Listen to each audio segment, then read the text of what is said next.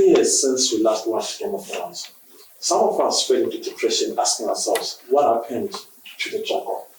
Others asked themselves, what happened to Tyrion Lannister and also to Jon Snow?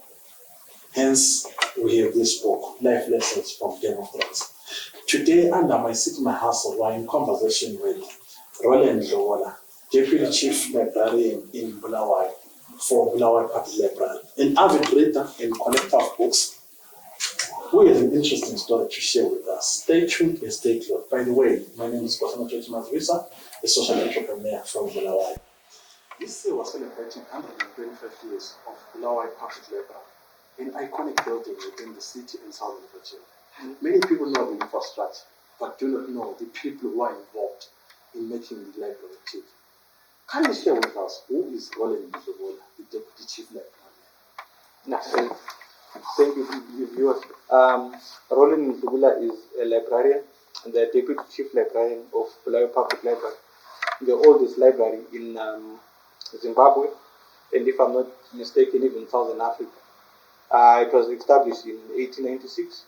So since 1896, we have been granting a service to the Bulawayo community, slowly, quietly serving Bulawayo, which is why we are having these conversations to bring us out and reveal our faces to the public. So, this institution is 125 years old. Yes, sir. How does it feel like to carry an institution which is 125 years old? Each a young person, each has its own organizational culture, values, and systems, but you make it teach as a young person. It's a difficult job. It's not easy. You wake up every day and you think no one is watching, no one sees. Do they even care? But then again, when you do a slight mistake, there's a barrage of complaints. Then you now know, people are watching somewhere in the terraces, and they are equally interested in their baby, because this is a public library. Public means that we are open to everyone and anyone. We don't discriminate. We are open to each and every person. When I was studying, I was told that a public library is a poor man's university. So we have a service to grant to the people, and that's how it goes. So you have been here since 2009. Yes, sir. Behind closed doors, making the institution tick. Yes, sir. Thinking that no one is watching you. Yeah. But one challenge, one mistake here and there, people are able to respond. Then you're able to tell that people are watching. Yes. As a young person, having worked for the past 12 years in such an institution, what are one of the challenges that you have faced as a young person coming in to put in innovation for the next generation? Yeah, the biggest challenge, obviously, would be the divide between technology and the book in its physical format. Do we go online? Do we maintain the book? So that has been the greatest challenge. There's internet. Even worse off now, you can even get it from your own phone. Any information that you need, it is more current. It can be updated fast as compared to, it will take about a minimum of about 2-3 years to update this book. But online, you get the latest information. So that balance has been hard. But we've tried to have the internet side of things, and then you have the physical, especially with the children. The children, we have said, we will have very minimal internet or computer-based information, but we have as much of this so that we don't lead our children astray. So your challenge is adaptation in the 21st century. Yes. Right from the books. I see you have Jose Mourinho, the special one. The special one. We follow football. Jose Mourinho. He calls himself Jose Mourinho. I see it with Michelle Obama, Becoming the Woman. It's an interesting book. Yes. So you have quite a number of interesting collections. My favorite one being Richard Branson. By the way, Richard Branson is one of the people that inspires me in school business as usual. He's recently launched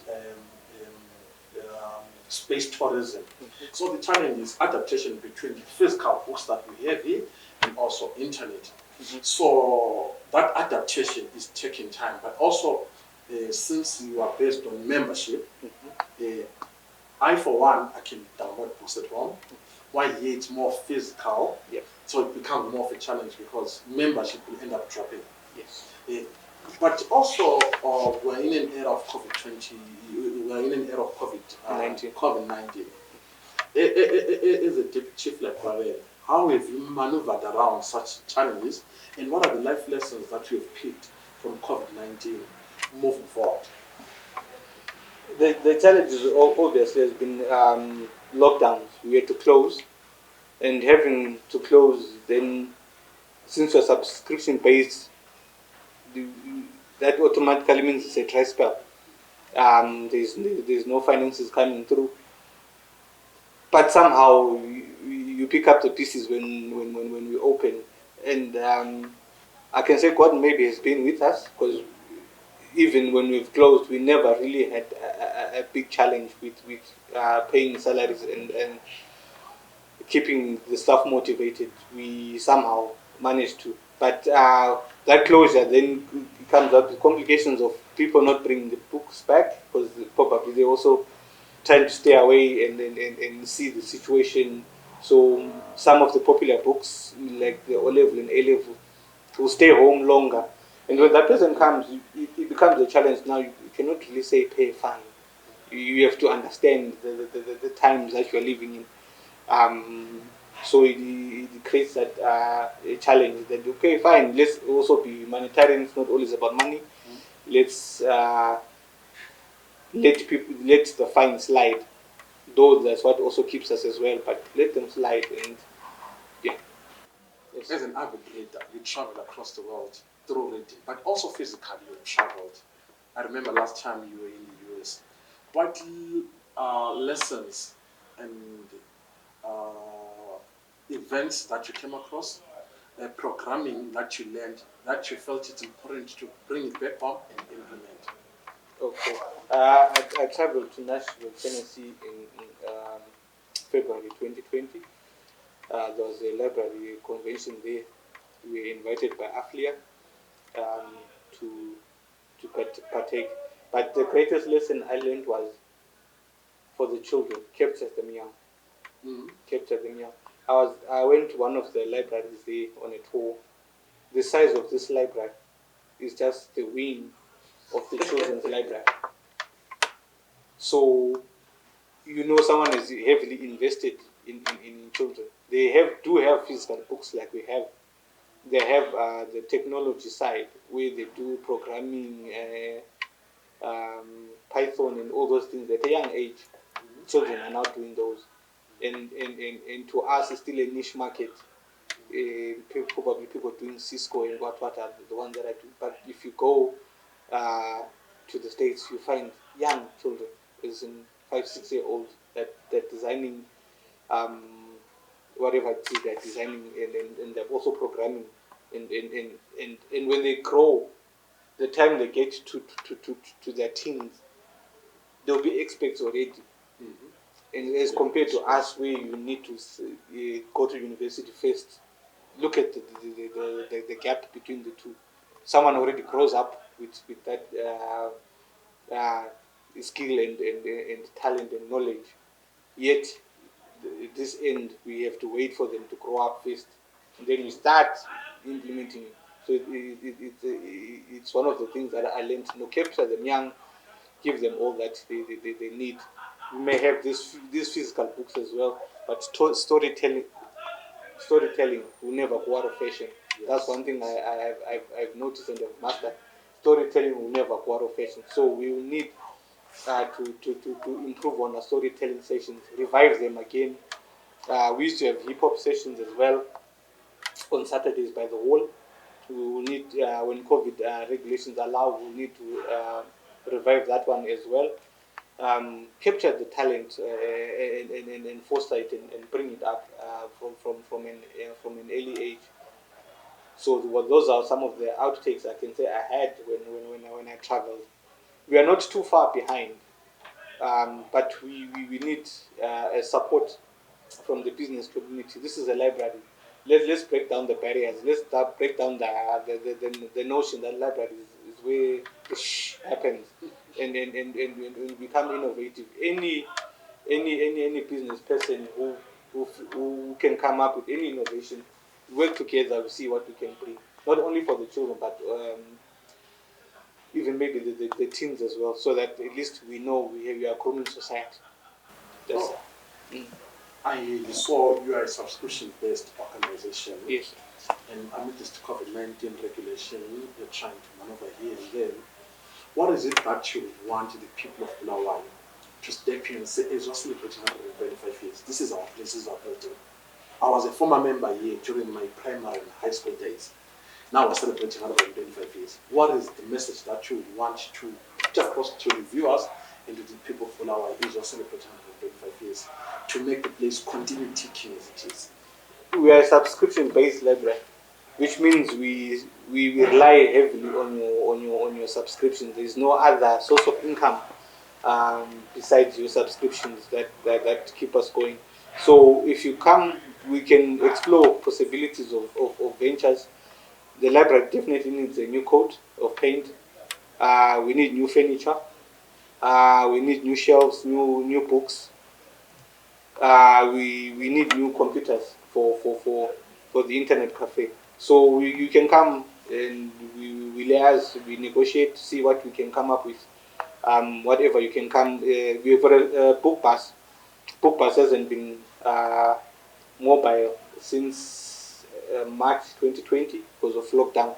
So we are not able to even access the other schools that are within the vicinity, the 20-kilometer radius of Bulawayo.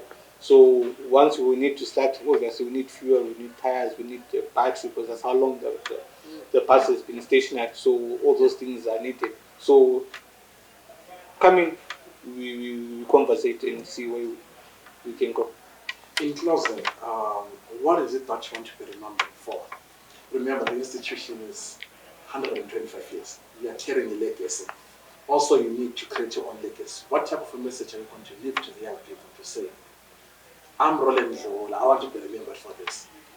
I'll answer you in a twisted manner. I remember when I was being interviewed for the Deputy Chief Librarian position, and I was asked almost similar question. And then I was like, you know what, the stereotype of Bulawayo, people don't want to read. My greatest achievement would be to break down that stereotype, that notion that people from Bulawayo like to read. So, like I'm saying, I've kept the mobile library going so that you can still service all the schools. Here where we are at the children's library, we've got computers on the other side. We've made joining for the children as minimal as possible to try and capture everyone, so that